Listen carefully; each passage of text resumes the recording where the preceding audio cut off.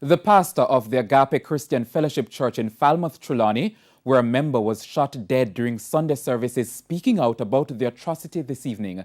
Reverend Junior Rotti says it's been a traumatic experience, but notes it could have been more tragic if the rains hadn't prevented more people from turning up for service. Krista Campbell has this primetime news follow-up.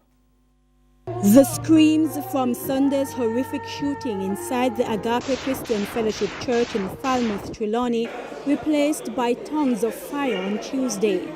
Church members spiritually charged as they pray over the sanctuary, left desecrated by the brazen act of a lone gunman.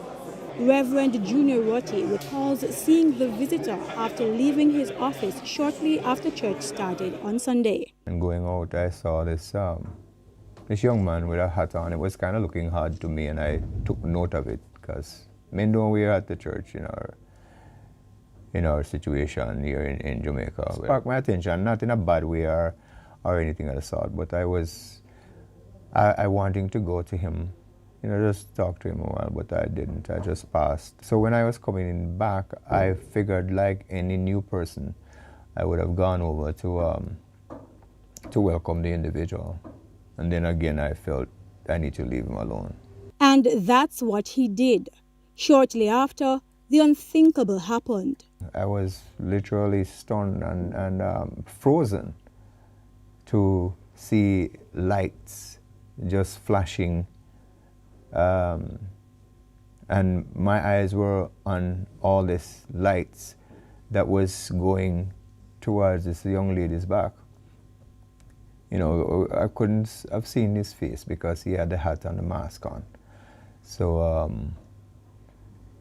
I didn't know what he looked like in terms of facial recognition.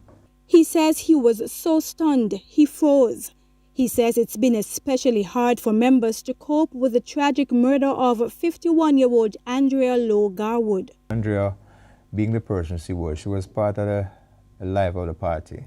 In wherever she goes. I mean, she was exciting individual. She wanted to see people move forward. That kind of love. She loved relationships, especially if somebody was dating or somebody was thinking about getting married. She wanted to be involved. He says the victim support unit has been contacted to provide counseling for the church. Meanwhile, with the main suspect having turned in himself on Monday, Reverend Rotti says it will help make closure a little easier. As for the issue of deadly family disputes, nobody comes out the winner. Because if you just shoot for money, if that's the situation alleged, then where are you going to get your money? What are you going to do with it when you're behind bars? On Monday, police confirmed that Andrea Lowe Garwood was killed over a family dispute. She was praying when the shooter, who was sitting beside her in church, shot her multiple times. 3 other men were taken into custody in connection with the murder. Krista Campbell, TVJ News.